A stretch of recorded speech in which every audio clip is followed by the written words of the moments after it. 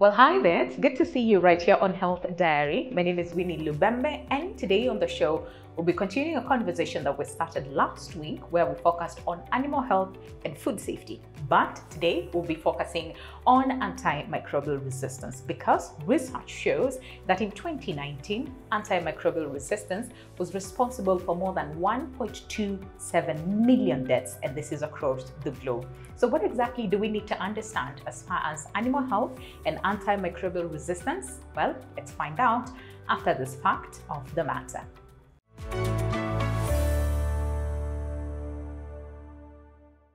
Antimicrobial resistance in animals is a growing concern with both human and animal health sectors impacted. While global antimicrobial use in animals is declining, AMR remains a significant threat with misuse or overuse of antimicrobials in various sectors contributing to the problem. According to statistics, antimicrobial resistance was directly responsible for an estimated 1.27 million deaths in 2019 and contributed to 4.95 million deaths, according to the World Health Organization.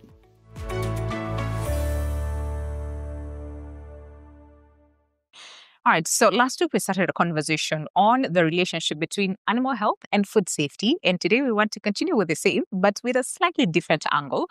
And we'll be focusing on animal health and antimicrobial resistance. And again, what is the relationship between the two, if there is? And to help us with that conversation, we have Dr. Victor Yamo, who is a veterinary surgeon. I have to say that polypoly again. Good to see you, Dr. Yamo. Thank you so much for your time. And we also have Benson Lander, who is a veterinary professional joining us on the conversation. Thank you so much, both of you, for making the time. So Dr. Yamo, antimicrobial resistance. So we hear this a lot, and majority of the times we link it to antibiotics that we humans take. But then again, when it comes to the animals, what exactly are we talking about? Antimicrobial resistance, just like in humans, is simply where certain compounds that you use for treatments are no longer working. And how do you know that they are no longer working? Either it takes longer for them to resolve the condition, or the person or the animal simply doesn't get well. And there are various categories. I know a lot of us think that antimicrobial resistance is only about antibiotics, but antibiotics are specifically part of them because antibiotics treat bacterial conditions, but we have antivirals that treat viral conditions. We have antihelminthics that treat worms and what you guys call dewormers. And so it's a multitude of drugs that resistance can occur in, and the same, just like it's in human, is seen in animals. Okay. And can you just understand how then the resistance occurs? Yeah. The resistance occurs just like in humans. One is because we misuse drugs. So essentially what is happening is that the animal is getting, or the population of organisms in the animal are getting selected because it will kill off those that are not resistant and leaves what we call antibiotic resistant genes or antimicrobial resistant genes. So essentially it's driven by misuse of antibiotics or drugs. It's also driven by, in certain situations where the drugs are not the right concentration. When you buy a drug, there's a certain amount of drug that should be in that preparation. So sometimes because of misuse or not adhering to certain production standards for that drug, we end up with lower concentration that is than is required. And so it's a whole series of things that we then need to look at that drive that process. And that is why we then look at it. But I think the important thing is beyond what causes it, is what then happens in humans. Because antibiotic resistance or antimicrobial resistance, just like in animals, can be transmitted to human populations. And so when and I'll give you an easy one. When the farmer decides to use antibiotics, for instance, before the animal is sick, essentially what happens is you remain with low dose of the antibiotics in either meat or milk or eggs. And when you consume it, you're essentially consuming meat or the product that has antibiotics on top of it. And that then means when you finally get sick, you'll already have been using that drug which has been selecting the organisms around you. So it cannot then be used for treatment. And that is the One Health connection between the two.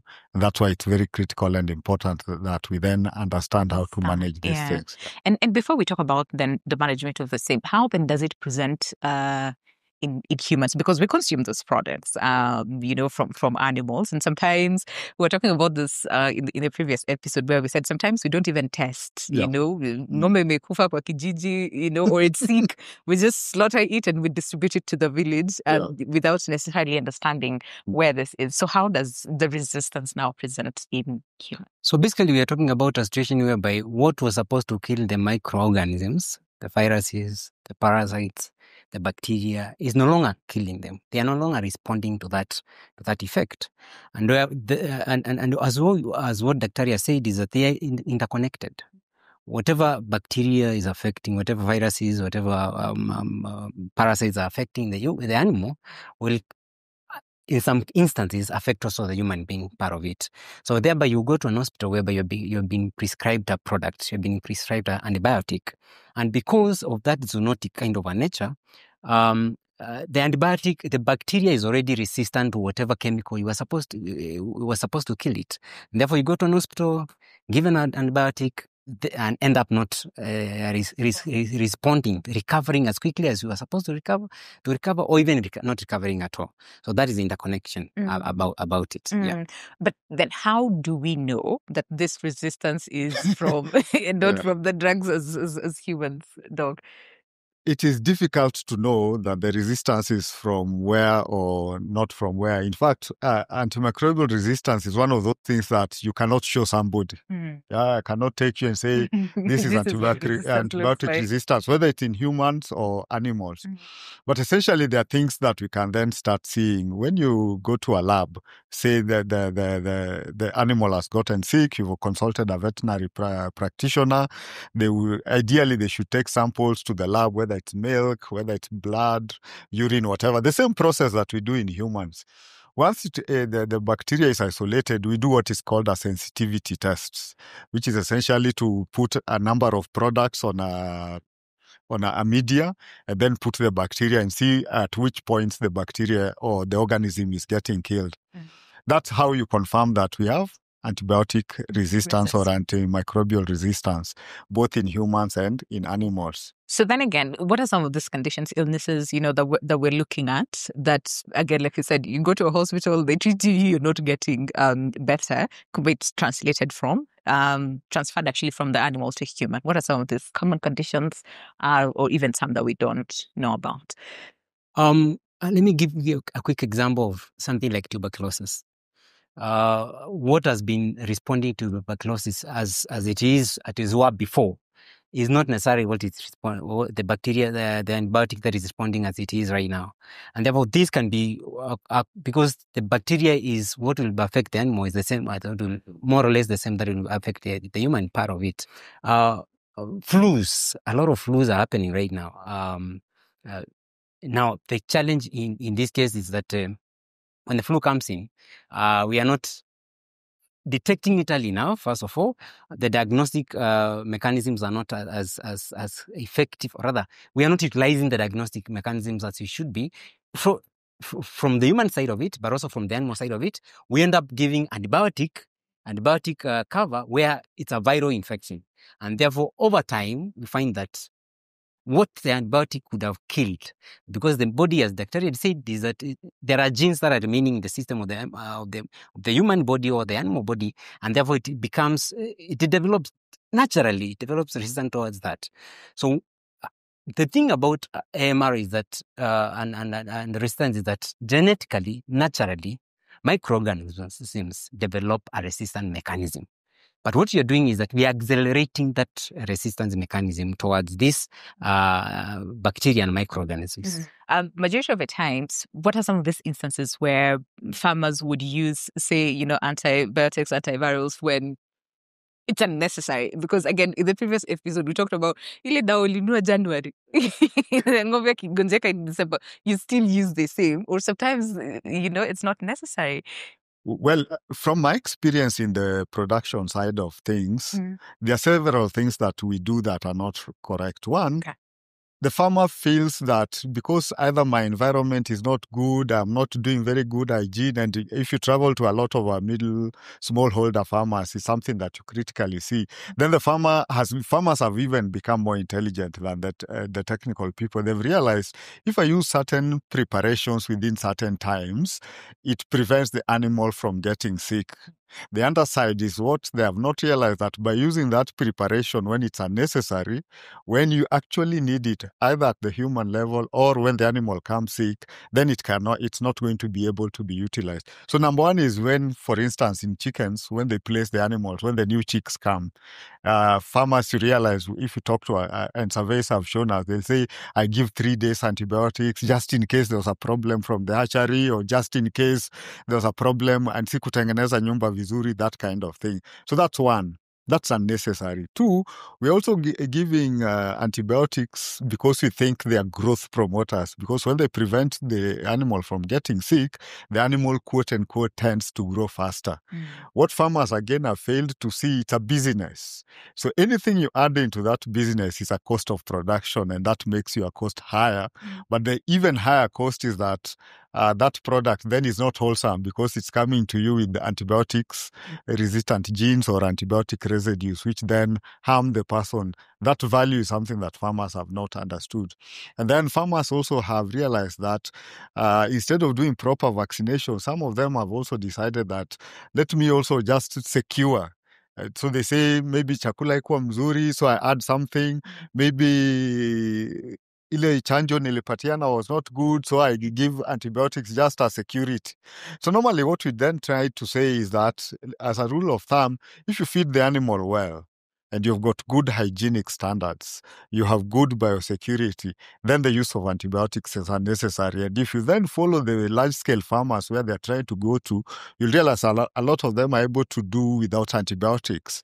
If you look at their website of some of these big corporates, you find that they even have an antibiotic use policy that quickly says you cannot use antibiotics unless it is recommended to treat a specific disease that has been diagnosed. Interesting. Yeah. So how about we take a break? And then I know you want to say something, right? But I don't want to rush you. How about you take a break? And then when we come back, we'll start from that. And then also tackle the multiple resistance part of it. And then, Dr. you mentioned management. How then do we manage, the resistance and even prevent it if we can? But all that is coming up after the break. Just stay with us.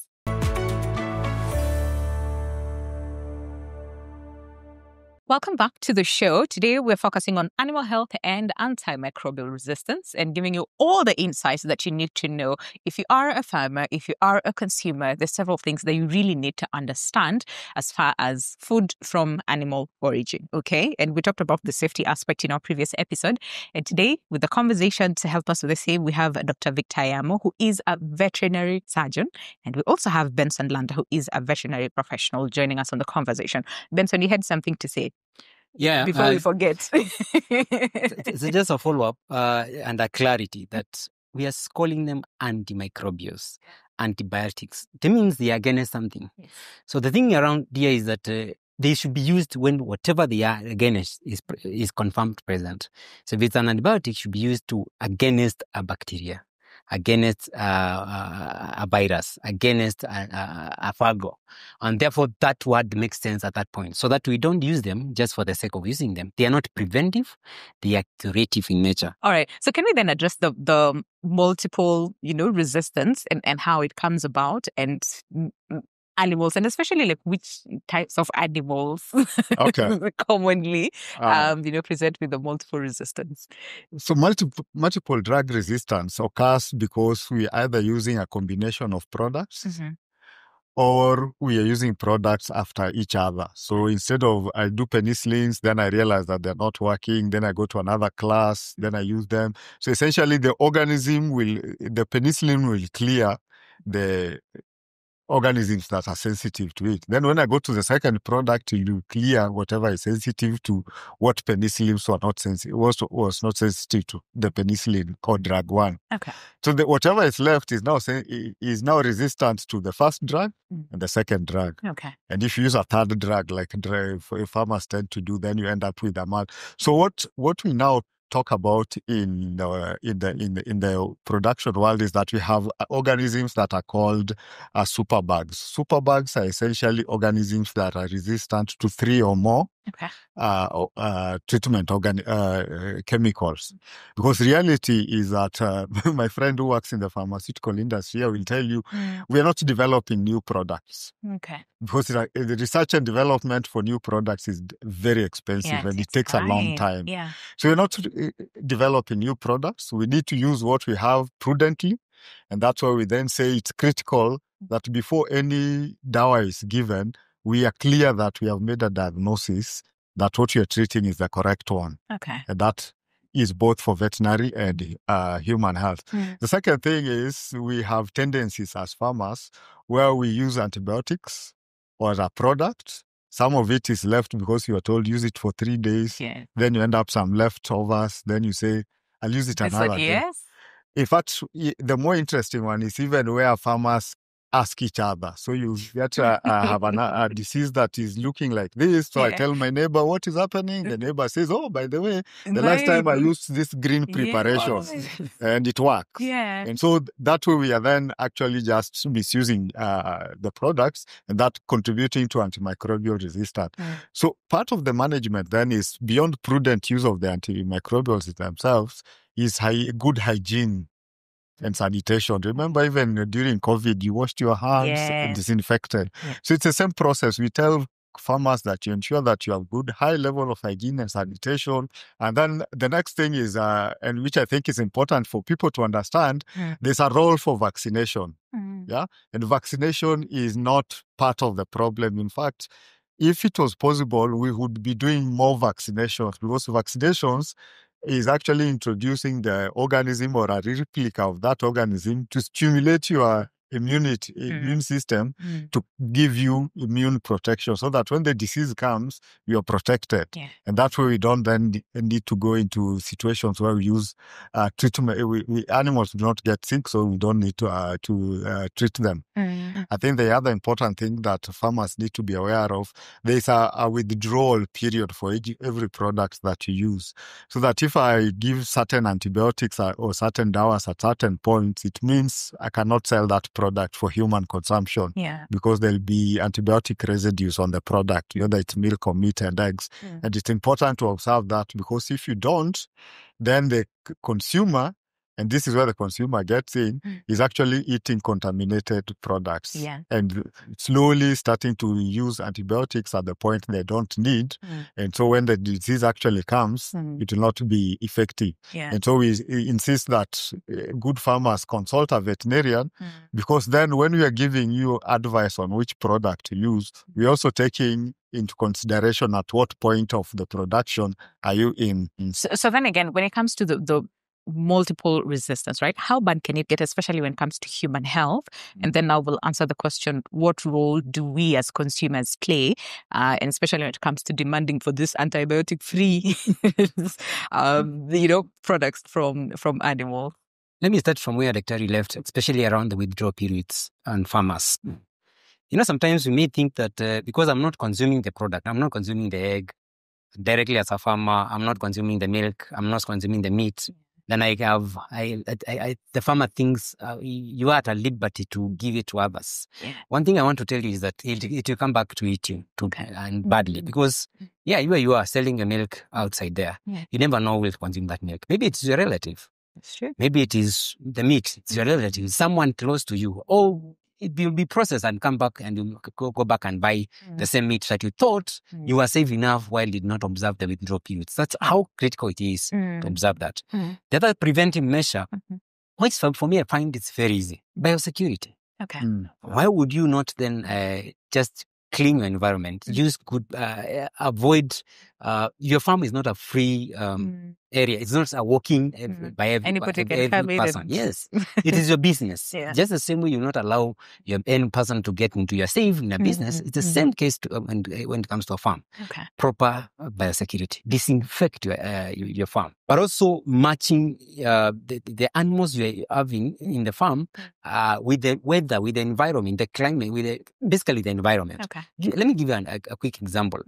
If, for example, you're in an area whereby it's prone to ticks, Why would you then use animals that are more less tick resistant in that environment? A classical example, Frisian is more predisposed to tick-borne diseases than, for example, a breed like a Girolando, a Gir. So farmers who are in an area where there is higher pressure to ticks will rather then opt for a breed that is more resistant to that than the other way around. And therefore, you avoid such uses of antimicrobials in environments by matching the genetics, by matching your breeding style to the environment you are in. And therefore, you harvest much, or rather you benefit much more in that kind of a setup. Do farmers even know that? That's where exactly. Because there's this pressure. You know how you talked about business and, we want to sell out and everybody else is keeping cows. Everyone keeping cows. Like, do farmers have this information? That's where we come in as pharmaceutical companies, as people who technically know what exactly is happening. That's where you need to consult. You need to consult your vet. You need to consult your supplier. You need to consult people who have higher knowledge than you as a farmer. That's something you want to know. Okay. And therefore, that way, you're able to, you stand a better chance of succeeding in this business. That's interesting. Because you see, now I'm thinking how many people had their friends is keeping pigs. Now then they want to keep pigs because they said it's very profitable. And yet, again, the practices that we do will translate one way or the other because we consume these products. And Dr. to that question on what can we do then as consumers? Because take, for example, in urban settings, not many people are farmers. So we consume these products to meletewa, butchery, kwa supermarket. So what role then do we play to demand, products that are antibiotics, like free from? I think one is to know your supplier. Okay. Yeah. And when I say know your supplier, essentially what I'm saying is if I'm going to be buying meat, then I need to have a relationship with my source of meat, whether it's a butcher, whether it's a supermarket, because that then you need to start understanding the value system. Where is this animal coming from? A lot of us don't even ask when I go to my butcher, where did this animal come from?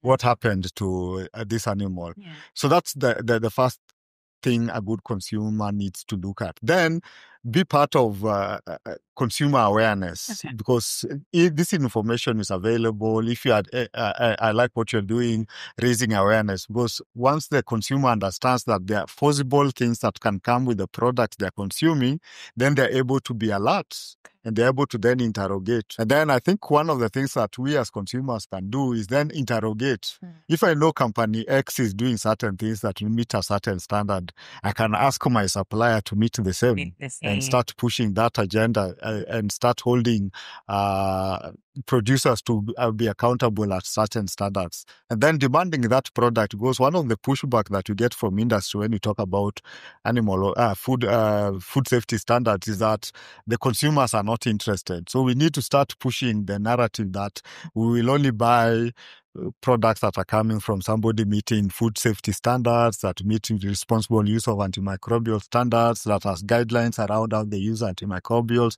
that within their system have employed the right people who then know how to use the products and can recommend. Absolutely. Yeah. I mean, we can end the show on that note, but 2 seconds, because it's important. Yeah. What you're saying is usikule to ask, is talk about all those things. All right. And for the farmers, really, or to what level, what are some of these conditions, diseases that we can prevent if we really ask those serious questions? What we are doing is, what we are saying is, let's be responsible. From the consumer to the farmer to the government, because the thing is, bacteria transcend ecosystems. They'll be in the soil, they'll be in the animal, they'll be in the human being. And therefore, as a consumer, we must be responsible. We can't leave our fate to chance. We must ask the serious questions. We must be able to know that, you know what, if it's coming from the animal, it will affect me, it will affect my family, it will affect everyone else, it will affect even my farmer, because if the farmer has been eaten by the disease and the animal cannot be able to recover, at the end of it all, will you get a meat tomorrow? No. Will you get milk tomorrow? No. And therefore, if you look at it from that perspective, that it affects all of us, but all together, how can we make it work? Yeah. And my AMR is silent, but it's dangerous. It transcends ecosystems. It transcends people, the animal, the environment. Even whatever you're using in a crop care protection, in our plant, in bringing up these crops and all that, eventually will affect the human being. Well, And therefore, we must be aware of that. yeah. It's all interconnected. Absolutely. Don't leave it to the government, to the farmers. We all have a Yes. role to play. Yeah.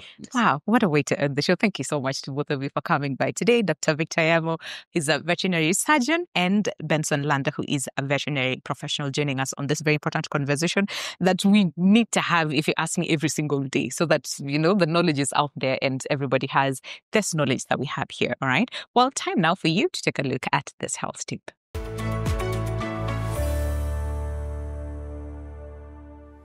To my poultry and pig farmers, for good productivity, one needs to ensure that they have good quality genetics, good feed, good quality water, observe hygiene and sanitation at a very good level, and ensure that you have very good biosecurity.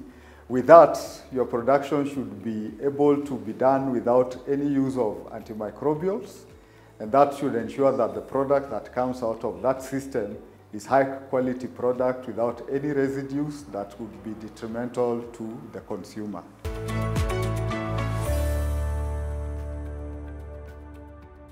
Well, what a conversation we had today on Health Diary. And the takeaway message is, do not leave your fate to chance. Ask those questions. Understand where the products that you're consuming, now from animal origin, that is, where do they come from? Who is the supplier? And how was the animal kept? Well, I'm pretty sure you had the aha moment, okay? Well, if you have any other question, engage with us on our socials, and that is at NTV Kenya, both on Facebook and on X. But for now, allow us to say goodbye. My name is Winnie Lubembe. Until next week, adios.